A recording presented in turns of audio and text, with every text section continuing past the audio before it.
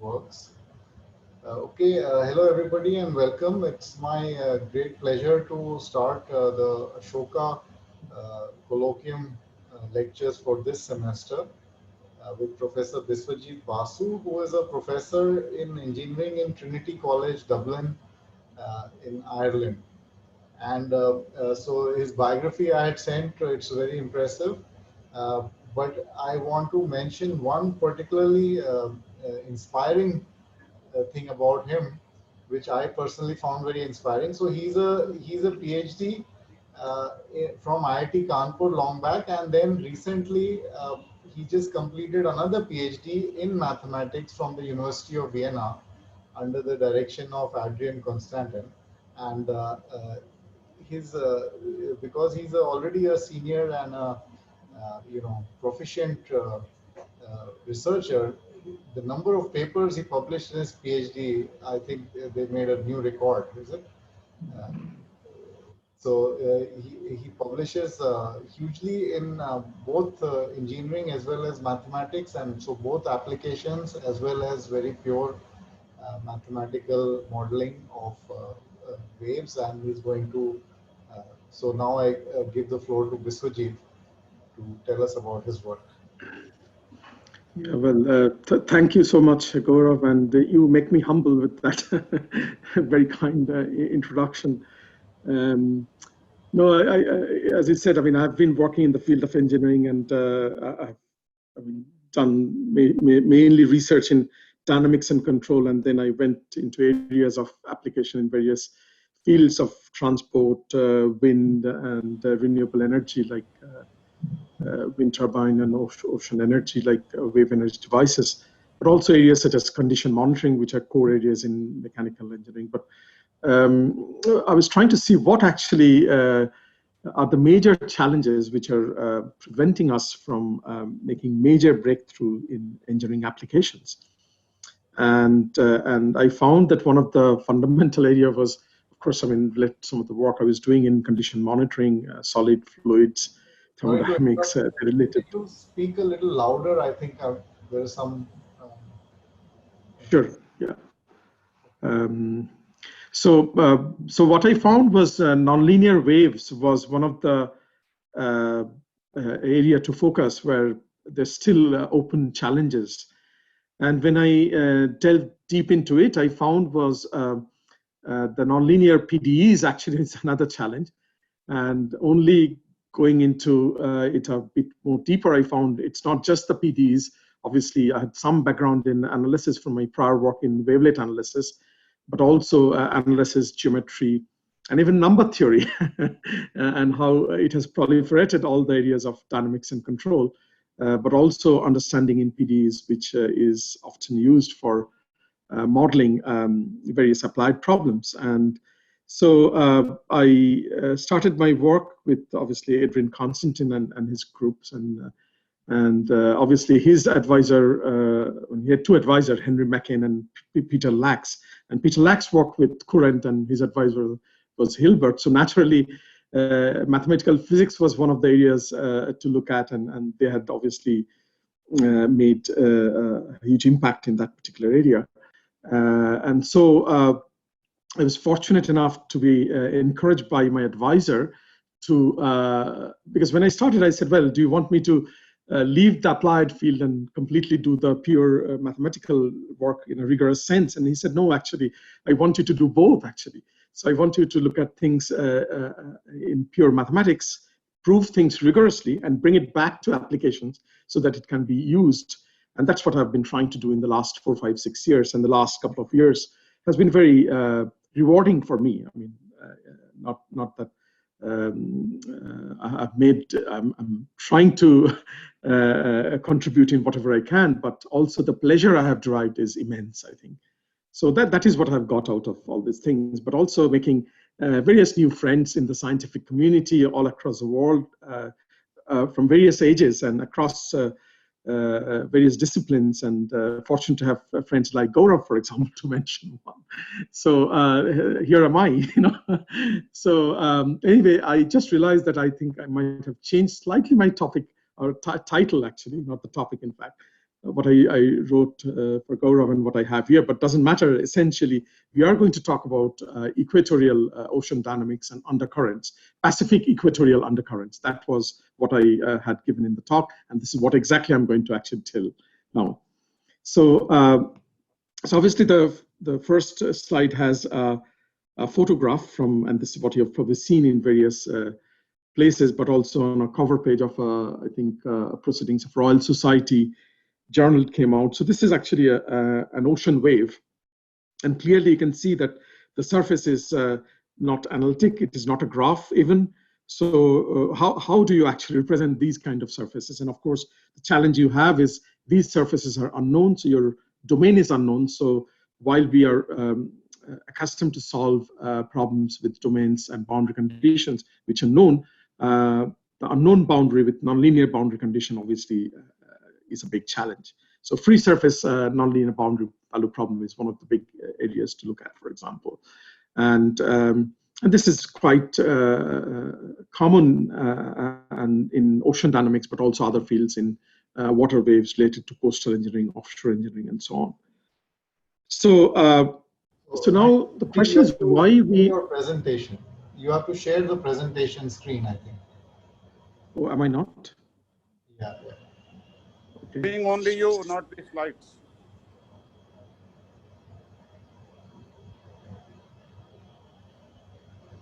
Oh, sorry, I think I... Press share screen and press the... Yeah. Yeah. Now you have to show the presentation. That's right. Can you see now? Yeah. Go ahead. Okay. And does it change the slide? Yes. Yeah, good. So before I get into this, let me tell a few things about this area. And you know, geophysical fluid dynamics is not a very new area, but it's not very classical either, because the area of geophysical fluid dynamics really, and particularly the aspects of ocean currents, had been looked at by researchers since about 60s actually. And before that, there's not much work done. So in that sense, you can say that it is a relatively new field. Having said that, there's been a lot of work done in this area of ocean dynamics, starting from geographers initially, and then subsequently physicists and geophysicists came into the field, and the mathematicians as well, and people like James Lighthill, who has also been working in mathematical biology or biomedical aspects of fluid dynamics, also had pioneered the field of geophysical fluid dynamics back in the 70s and so on in UCL. But this particular area of geophysical fluid dynamics is still actually not fully rigorously studied with all the aspects and features which needs to be looked at. And one aspect is the undercurrents, which is closely connected to the area of wave current interaction. So basically, it's another unsolved problem in the field of mathematical physics, as you know. And particularly, if you look at the equatorial ocean dynamics, the interesting feature that we have is something called undercurrents. And this was actually first observed by some marine people who were actually going in a ship. And what happened was, while the surface current was flowing in one direction, apparently they couldn't move forward, and that was because of an undercurrent, the presence of the undercurrent. And that also caused damage to the ships as well, actually. So this undercurrent was actually observed first, and that actually initiated the study and looking at this particular thing. But also, it's only recently realized that it actually plays a very significant role in climate change and climate dynamics, in fact, apart from the fact that it has other profound influence, and we're doing that work currently on application on offshore engineering, like both floating structures and ocean energy devices, for example, wind turbines, wave energy devices, and so on as well. And in the nearshore coastal engineering, people have been looking at all those things. But in particular, going back to the equatorial undercurrent, this is something that is less studied, actually, and people are still trying to get a grasp of things. Now, before going into that, I should actually point out there are certain elements which make this particular region very interesting. First of all, there is a pronounced stratification in the equatorial region, meaning that there is a layered behavior. So on the top, there is a layer, which is, say, a shallow, warm water. And below that, you have dense water, which is cold. And the change actually is very sharp. And so there's a discontinuity, actually. So apparently, this discontinuity plays a major role in terms of manifesting various physical features. And obviously, mathematically also, it's interesting. And there is a sharp pycnocline, density variation, and correspondingly a thermocline, a temperature variation as well. And this particular shallow water region is approximately about 250, 300 meters deep. So most of the interesting things are going on actually at that level. And then beyond that, you have a less energetic, colder, dense water, which people assumed was more or less kind of stagnant, but now we know that it's not, and there's a lot going on even there actually. So our focus is going to be this particular area, and I must again mention the density variation is actually less than 1%, 0.5% of that order actually. And there are many types of other ocean flows due to a wide variety of waves. I mean, you have long waves, which exceed, say, over 100 kilometers in wavelength, and you have large amplitude waves, which could be internal, for example. So it is at the level where the density stratification takes place, but also you can have very large amplitude internal waves, in fact, I mean, of the order of a few tens of meters, actually. So, which is not visible, apparently, from the surface. So surface might look very quiet, but you have very large waves. And recently, back in 2004, the existence of these large waves have been proved because previously we knew that we have a laminar flow bifurcating to waves, which is a perturbation, so small amplitude waves. And the wave theory is predominantly linear wave theory out of that. But then when waves grow, we tend to believe that they actually break and dissipate the energy. And that is true near the coast, but you can have very large waves which can propagate, say, thousands of kilometers without dissipating the energy, mainly due to the dispersive effects, not the dissipative ones. The usual way to treat this Pacific Ocean dynamics is either to use a reduced gravity and obviously take care of the density variation, use a shallow water theory, which is well developed, use linear theory or linearized theory, and assume sometimes the depth to be infinite for deep ocean. And recent studies have shown that if you have finite depth, then things get different. And then you normally, or we assume that the motion below the thermocline, that is below the top layer, is more or less motionless. Nothing goes on. But now we know from both observation, field observation, but also some of the modeling, that there are actually vertical transports and there are a wide variety of aquatic lives, both various species of animal and plants that exist in deep down there.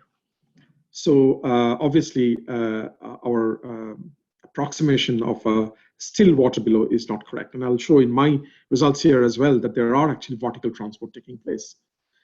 And this is very important because ocean plays a very important role. And I'll tell that in a minute in the next slide when I talk about our carbon cycle, actually. But this is a figure, a pictorial representation of various kinds of waves. So we have surface waves at the top, and a lot of the approximations sometimes take a rigid lead approach in computational fluid dynamics type of analysis. And then you can see that there is a stratification in the density, and at the level where there is this discontinuity, you have this large amplitude internal waves. And then you have a finite depth at the bottom. and you have both horizontal and vertical components of the velocities. And you can see that I have shown the density variation by rho 0 bar and rho 0 times 1 plus r. And bear in mind that this r is a very small quantity. I said it's less than 1%. So this is like less than 0.01. And this will play a very important role when we analyze, because one of the ways to analyze things is use a singular perturbation, for example, in partial differential equation. And for that, we need to, first of all, non-dimensionalize and rescale things, but also we sort some small parameters. And this actually will come to our aid when we try to find that parameter and find our solutions. So a few words about the equatorial current dynamics.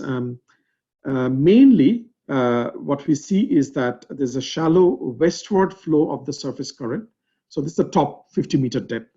It's mainly driven by the wind, actually, trade winds.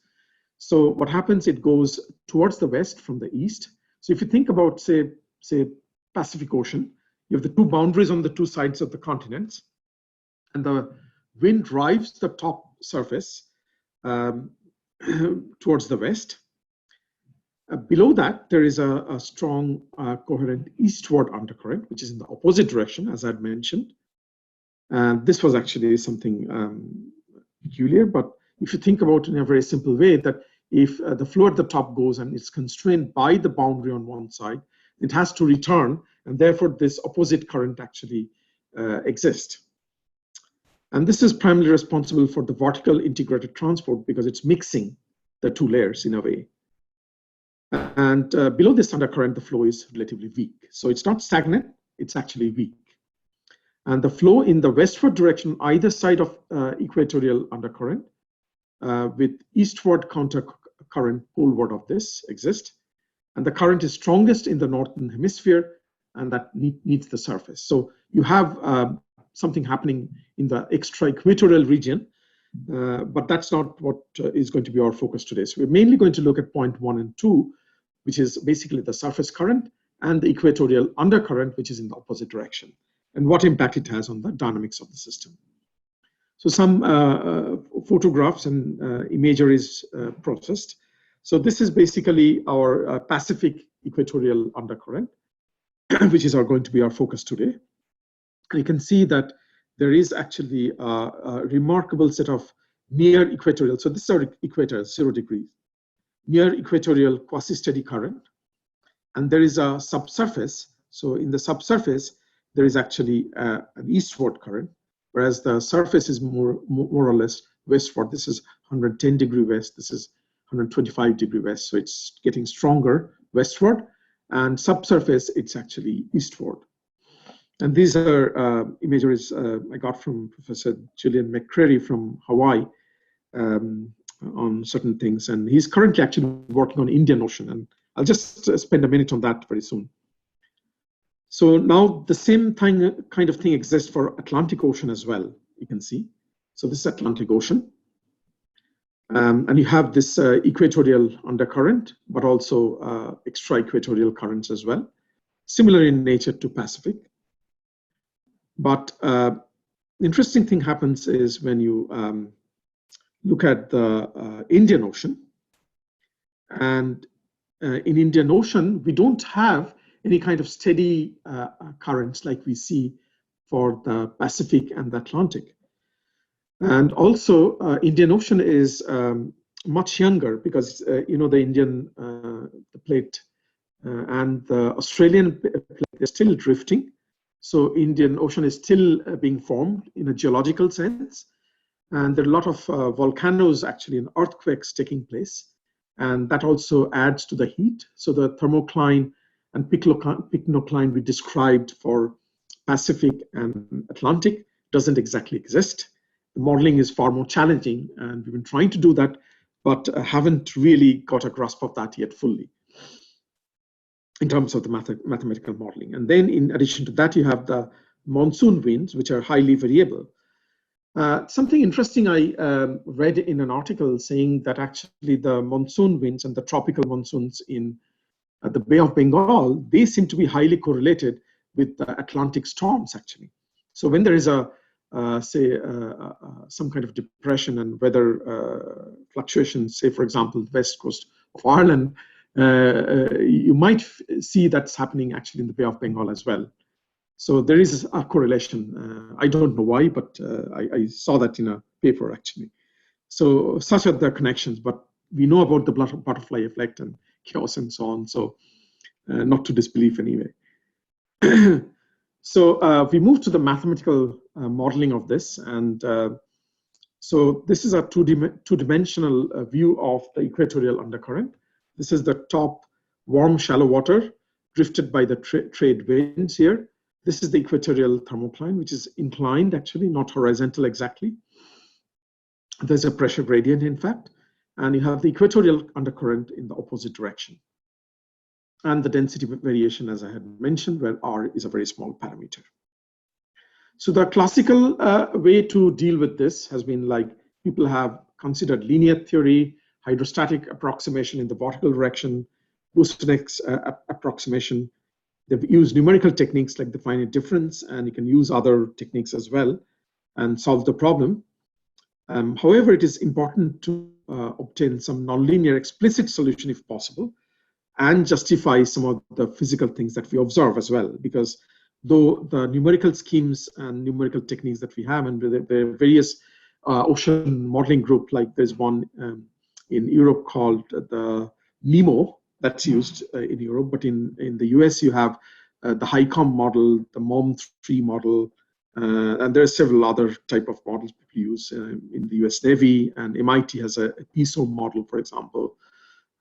Those could be used, but if you want to extract certain features and understand some physical behavior, then you have to develop mathematical models and look at the approximations and exactly study what the impact of those might be.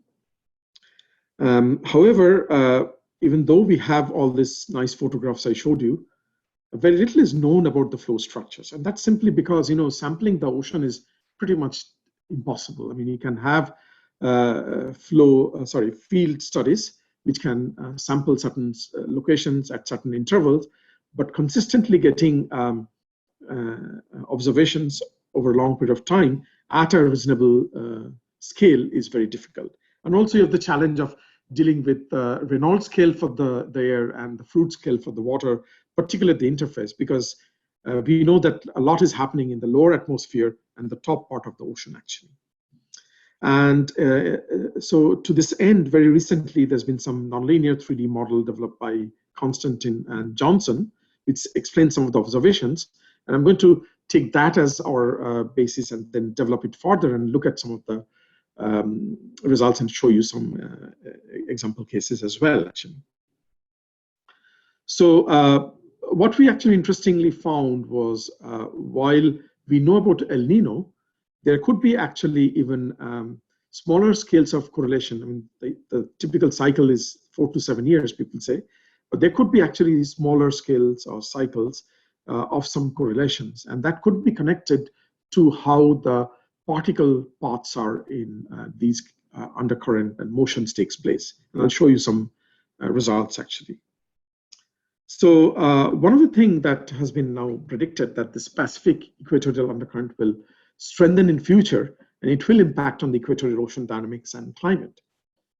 And that brings us to the question, or begs us the question of whether the role of the ocean and the atmospheric turbulence both are important, but is the ocean going to play a very important role, or a combination of the interaction? Because generally it's known to people in atmospheric sciences, but not generally or widely known that the carbon that we produce is mainly absorbed by ocean. So ocean is the sink for all the carbon that we produce. And if the ocean dynamics changes, and if the top layer of the ocean changes by either changing the temperature or the effect in terms of the ocean currents, undercurrents in fact, then it will actually have an impact in terms of the absorption of the carbon and the carbon cycle, essentially meaning that the carbon we produce will not be actually absorbed by the ocean, and that will actually have a big impact on the climate change, in fact. So, but that's a different area completely. I'm not going to go into all those details, but some of the models of the undercurrent have been done in the past, say, 10 to 15 years. Notably, like Jeff Vallis was in Princeton, but now have moved to Exeter, Cronin and Kessler, McCreary, some nonlinear models by Constantin and Henry. And there are simple models assuming homogeneous fluid, effect of stratification people have looked at. And what they found is interesting that if you increase the layers, you don't get much improvement in accuracy. I mean, two-layered model can actually account for equatorial, extra-equatorial dynamics pretty well, and aspects of vorticity as well. So there was a model developed by Constantin and Johnson, which we have further refined, of course, but this is a 3D fully nonlinear model, mathematically consistent, and doesn't actually refrains from oversimplifications, accounts for the Coriolis effect, and non-traditional terms are not neglected, which is normally done. And then you can actually use perturbation techniques or singular perturbation to get some asymptotic solutions for these cases. So the equation to consider is basically our Euler equation, as is done in a lot of the mathematical physics and fluid dynamics work.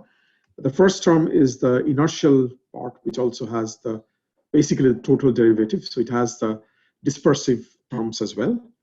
This is the effect of basically the rotation of the Earth.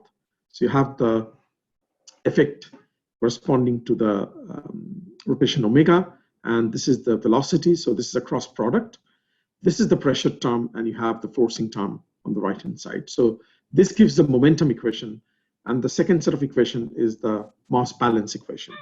So we have a coupled partial differential equation to solve for. And it's 3D, so you have U, V, W, and time, obviously. Now, before we get into the discussion on how to solve this, so one thing, obviously, we have ignored the bulk viscosity of water because that's very close to zero. Of course, there are effects where the friction from the wind will be transferred to the ocean and vice versa. And you can have things like the Ekman's flow and other features. But let's not consider that for the time being. I mean, you can do that, and there are studies which have looked into that as well. It can be incorporated as well. But when we deal with this equation, there are a few different approximations taken. And the first one is called a tangent plane approximation. So what is usually done, we consider a tangent at a particular point on the Earth, and that way we kind of linearize the plane and look at the equations on that particular location and freeze the parameter values at that particular point where the contact is for the tangent. And this leads to first the approximation of what's called a F-plane approximation. So what you do is you take the Earth and then sort of flatten it out, and then take the equator and stretch it as a horizontal line. So that gives you what is called the F-plane approximation. And you calculate the values. For example, if you want to calculate the Coriolis force with this F, which is given by 2 omega sine phi. Phi is the angle of the latitude, and F is the Coriolis force parameter here. And so essentially what you do is you calculate the value based on the actual value of the phi. But then you can actually do a little better, meaning that if we, instead of just taking a straight line there, we can take a few, because I showed that, well, I missed actually mentioning that in the vertical strata, the top, say, 300 meters is important. And again, on either side of the equator, say roughly about 100 kilometer is important, because that's where all the undercurrent is basically concentrated. So what we could do is we could actually then take this curvature effect there, and essentially we can expand sine phi in a series. So the first approximation will give you sine phi as phi. So that means it's a linear approximation, and that leads to the beta plane approximation. So you now actually consider the variation of f, say a certain distance on either side of the equator. And so it's like a strip now. And over that strip, you have a linear approximation, because you can write sine phi as phi. as a first level of approximation. You can actually take the other terms as well, but this is the first level approximation leading to the beta plane. Now, there are a couple of other things which should be mentioned that people have been taking these or assuming these in terms of looking at, for example, the Rossby number, which is the ratio of the inertial force to the Coriolis force. And if we want to look at the situation where, for example, your inertial force dominates, then you can ignore the Coriolis force, and then obviously you get a high Rossby number. Or places where you have low Coriolis force, you can actually then have a high Rossby number, and we have high Coriolis force corresponding to a low inertial force, then you have a low Rossby number. So depending upon the two and their contributions, you can ignore one compared to the other. But look at the situation, what happens when we have the flow near the equator. So at equator, phi is equal to 0. So sine phi is 0. So your F is 0 actually. So we're now talking about infinite Rossby number. So in a sense, this is a region where the inertial force cannot be actually ignored. And in fact, one of the approximations widely used in geophysical fluid dynamics is a geostropic balance. And what it does, it says that, okay, well, if we ignore the Coriolis force, then what happens is that there is a pressure gradient and created by the pressure gradient created by the fluid acceleration, which is actually balanced by the trade winds. And then you have a balance of the two. So you don't have to take into account basically the inertial effect either. And you can ignore the Coriolis effect as well. So this sort of approximation will break down again when you are close to the equator, because what happens is that the Coriolis force is 0. There's no way you can actually compensate for this particular pressure gradient by compensating by the Coriolis force, because it's 0. So you have to take that into account. And in fact, what happens is that the Coriolis force, the pressure gradient, the fluid inertia, and they're all, and the centrifugal force as well due to rotation of the Earth, they're all very similar in order. And we actually have a Rossby number close to 1. So you can neither use the approximations for Rossby number very high, nor you can take the approximations corresponding to Rossby number close to 0. So therefore, we have to keep all the terms like centrifugal effect, the Coriolis effect, and the inertial effect in your calculations or in your equations. And finally, to point out that there was a very important contribution made by G.I. Taylor, and there's a theorem called the Taylor-Proudman theorem, which is used, which says basically that when you have the situation like where you have this Coriolis force is small, then you can actually compensate for effectively the pressure and the effect due to the centrifugal term, and that actually will balance. But because of the various different approximations, and we have seen that they're not actually, none of these are ignorable, like they're all of the same order, you cannot actually apply the Taylor-Proudman theorem near the equator, because typically at equator, your Coriolis force is 0, and that doesn't balance the inertial force. So the inertial force exists, and you can't have a balance between the Coriolis force and the inertial force essentially near the equator. So, so therefore, you cannot apply this, which has been widely used in geophysical applications. And I think Taylor did realize that sometime around 50s or so, but he didn't make any correction to that further. So essentially, we are now, we have to keep all the terms and do approximations approximately. So that is a very important point to actually mention.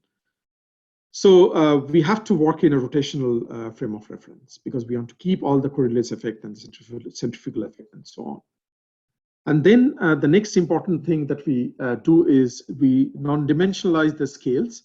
We take appropriate length scales corresponding to various wavelengths and scales of the equatorial Pacific width and also the boundaries between the two continents, which is large compared to the width. So it's not like a strip, in fact.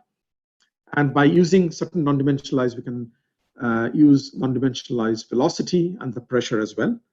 And with those, and assuming certain limiting approximation like h over L, basically this is like the depth to the length between the border of the two continents. And again, this is the length to the or width of the equator we are considering, which is about 100 kilometers on either side, to the length of the boundaries between the two equator, which is much larger.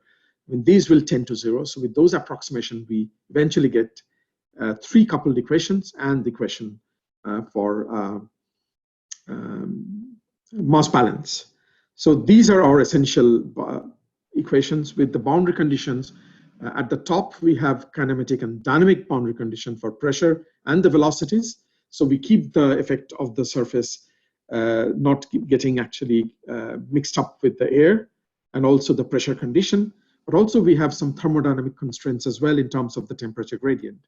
And we can non-dimensionalize all this and then choose appropriate small parameters and simplify the equations as we have done here.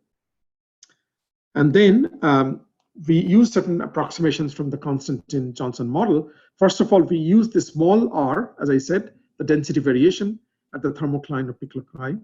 And we assume that the free surface and the thermocline, they're parallel, though they're not, because I showed they're actually slightly inclined, in fact. And we also assume that there's a constant pressure on the surface, which is not unreasonable because you have atmospheric pressure.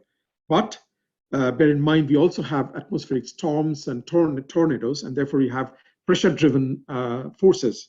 And I'll show in a recent formulation, we've also taken that into account in some way. But if you do all these things and then do some, I'd say, some mathematical manipulation, some in a clever way, and you can find out what your characteristics curves are actually.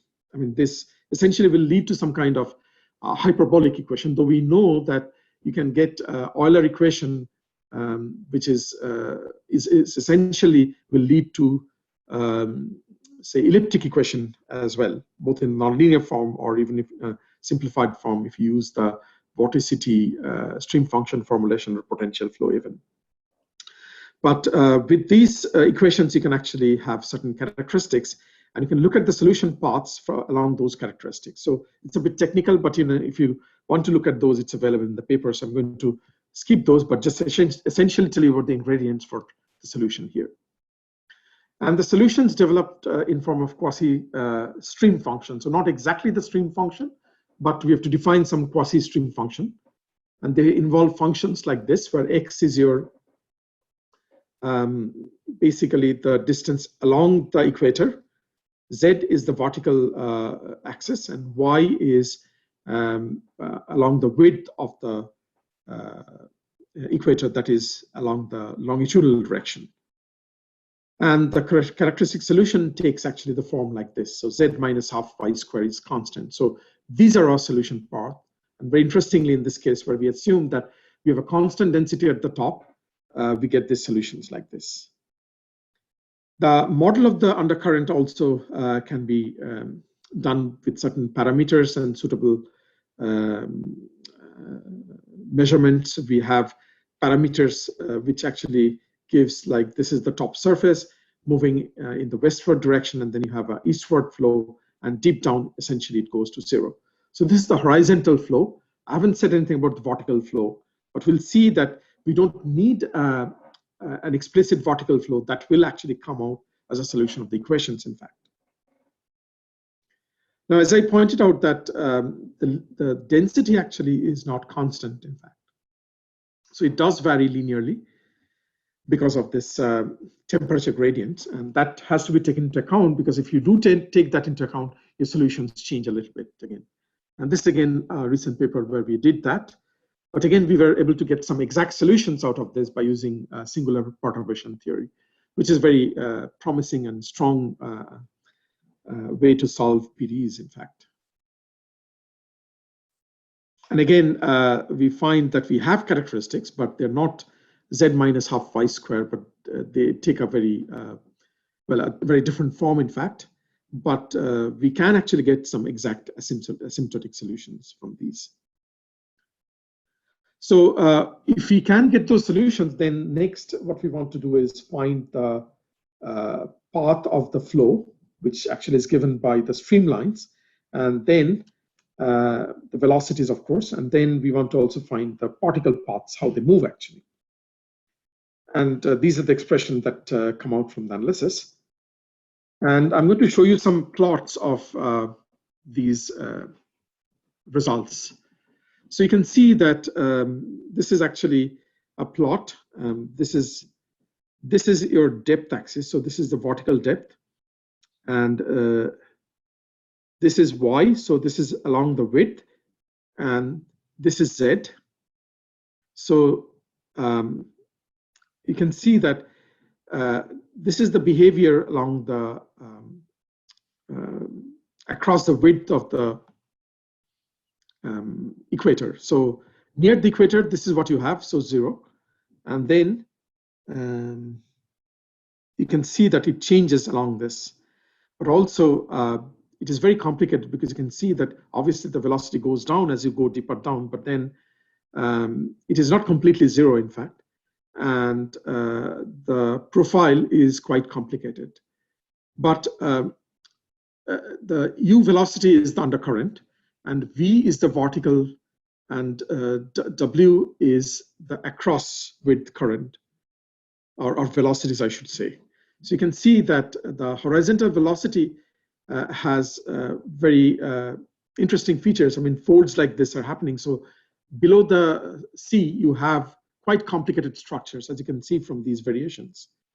So to understand this better, I'll show you more graphs. But as you can realize that it's very difficult to actually sample the ocean and get these kind of velocities. So I mean, it's the only way to deal with these kind of things and get these plots is the way we have shown. And this will give us better clue of how to actually sample the ocean and do the field studies, in fact, and find out certain features that we have observed theoretically. So the stream lines give you a better view of things, and in fact, it shows something interesting. So this is your depth, and this is y is along the latitude, so across the width of the equator. So we have taken a plane, we have cut a plane, and the equator is normal to this plane.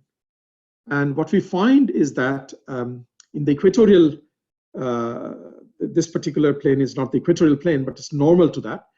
We have a cellular structure, and this is near the top. So these are the flow lines, or the stream lines actually.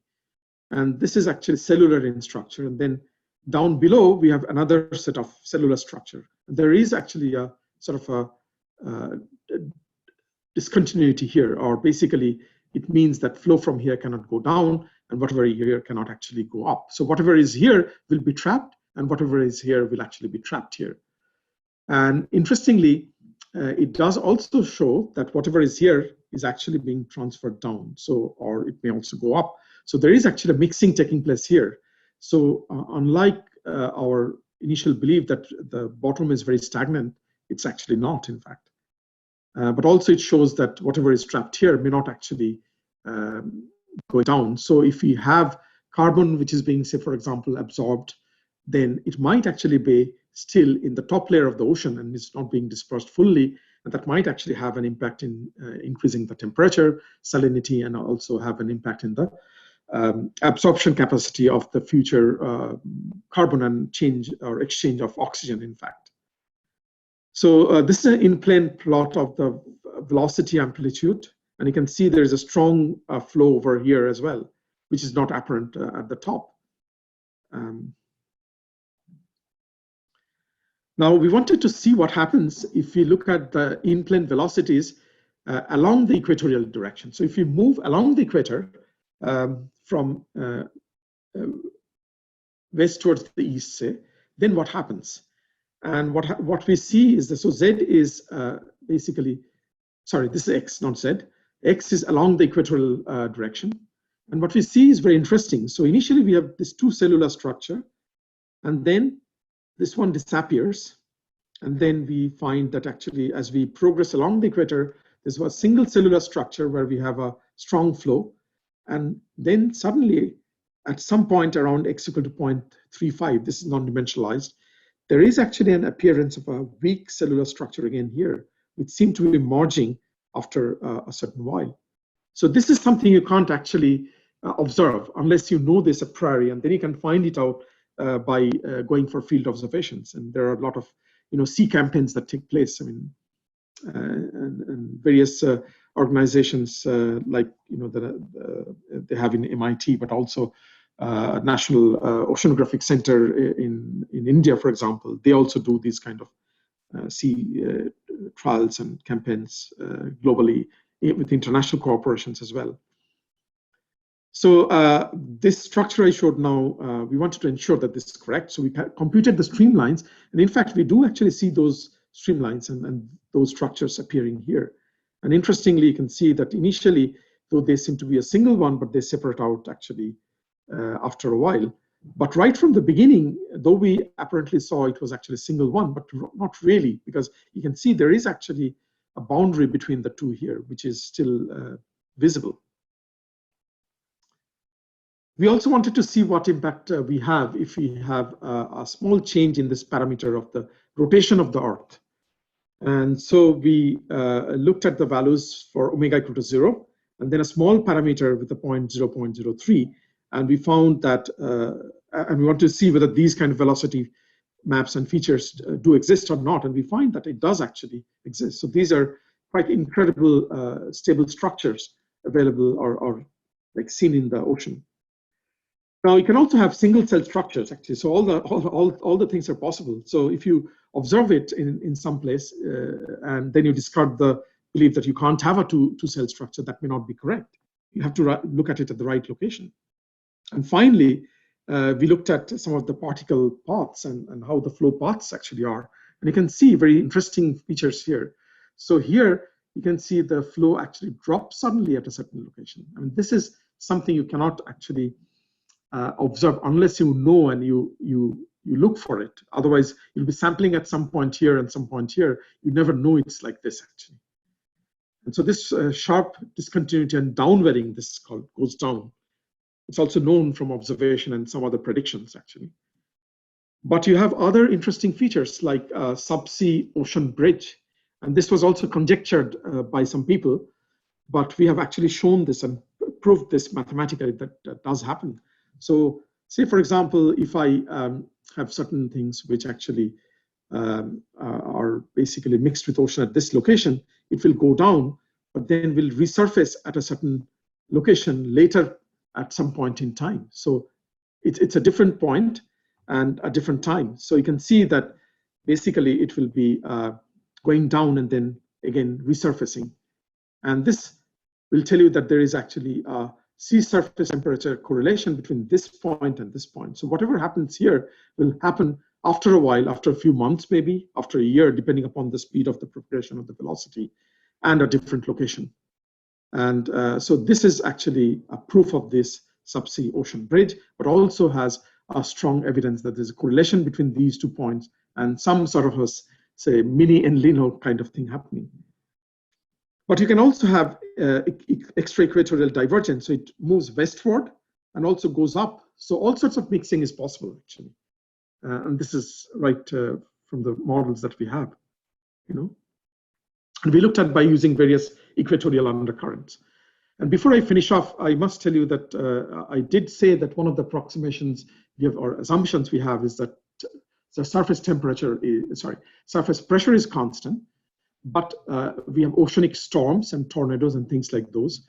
So we can't really actually assume it to be constant always. But there was actually a paper by Benjamin and Lytle, and they said that you can have surface waves, and they're dependent on 3 different parameters. One is the head. This is basically the energy. Another is the flux, the amount of flow. But they also defined a 3rd parameter called a flow force, which is the driver of the flow.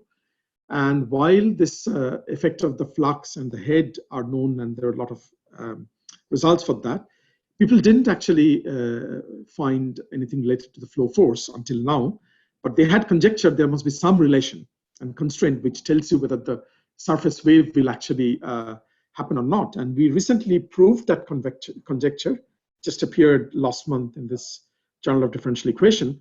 And we converted the free surface nonlinear boundary value problem by this flow force reformulation. We showed the existence uniqueness of the solution in a rigorous way with the variational approach and for small amplitudes, setting the scene for the local bifurcation using Crandall-Rabinovich theorem, and then have proved the global bifurcation, but also have proved the existence of waves with capillary action and pressure as well. So, so finally, to say that these models also can be used, and a recent paper was published to explain, for example, the astrophysical flows, and this is a photograph from Saturn's North Pole, in fact. And if you think this is quite spectacular, what happens extraterrestrial, I would actually point out to the fact that if you do actually take stratifications like this and look at say waves bifurcating, you have strange features like bifurcation curves which are not continuous, and we have actually shown that very recently in some of our work. Again, it's a paper in JFM, but very interestingly, what we have seen is that they actually lead to various strange features like subatmospheric pressure here, because you can see minus 1.6, and more interestingly, the particle paths, actually, how they behave. And again, a stratification like ocean. And I'm going to show you some, sorry.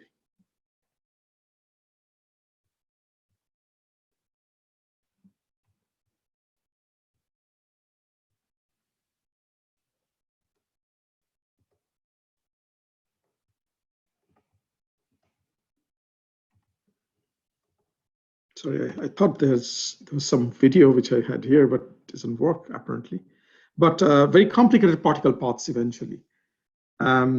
So before, well, I'll conclude and then show you a video of that two-cell structure that we had actually shown, and it is quite spectacular how it actually appears. So basically, we have developed a 3D nonlinear model of this equatorial ocean dynamics and done some mathematical analysis with asymptotics and singular perturbation by keeping all the things like the centrifugal force and Coriolis force and inertial forces, and done some approximation systematically. And these kind of approaches can be used for understanding the atmospheric flows in other planets, but also to understand interaction in climate change and atmospheric dynamics. So these are some references, and I think I have a short video here.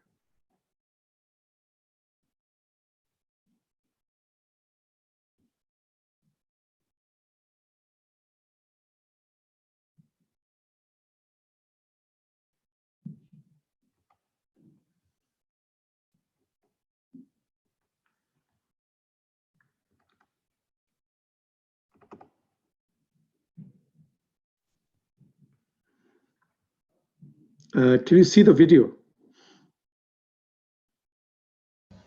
Hello? Yeah, you can. We can see this. Yeah. So I'm just going to show it. So basically, you see a single cell, and then the second cell reappears and merges. So it starts with actually two cells, you can see, and then disappears, and then reappears. So this is as we progress along the equatorial direction. So that's end of my talk. So thank you so much. And I'm happy to answer any questions, though I don't know, I mean, how much time is left actually.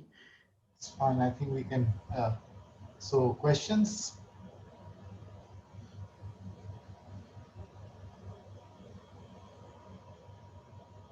Please unmute yourself. And is there any questions?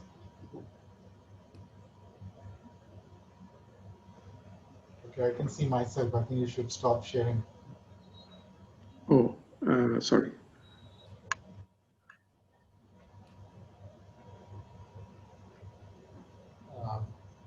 there you go. Oh, should I think you have to stop the share. There's a button somewhere on Zoom which Yeah, says stop share. I'll stop the sharing. Yeah. Yeah, there you go. Okay. Yeah. Okay, thank you very much for a brilliant talk. It's really remarkable that such a complicated, concept, and the ocean so deep and difficult to imagine, and you're able to direct the, using mathematics, you're able to suggest stuff for people to find out and predict things which are, difficult to observe. So, any questions, Krishna? No, not really. I mean, I'm still reeling from this, so much of material here. I'll probably have to look at some of his work to really understand what's happening. But it's very interesting, yeah. I had a friend, a colleague, a collaborator who also worked with shallow nonlinear waves, water waves at the surface. So I'm familiar with a little bit of that work, but not with the ocean currents. Yeah, I mean, as you said, like people have used, like derived the KdV equations and NLS as well for looking at shallow water wave, and that's one of the well-studied theory. Right. So here exactly this is the point. Like we are trying to not use the approximations for the shallow water wave, and keep the full differential equation in its nonlinear form. Mm-hmm. And then obviously, if you go for large nonlinear solutions, as I showed in the last part of my talk, you can't do much in terms of the equations. You have to deal with those either by using some kind of like topological methods to go for global bifurcation. Mm-hmm. So when we go for global bifurcation, the results are more qualitative, though we can say some things qualitatively about say stagnation point and singularities and analyticity and so on, right, and use maximum principle to derive some of the results as well. But for the global bifurcation, you can't have anything more than that. Of course, for the local bifurcation, we can use linearized theory and perturbation. And then singular perturbation allows us to retain the full nonlinear equation if we can find some small parameter, basically. And fortunately, we got this density variation as a small parameter, but also omega, which is the rotation of the Earth.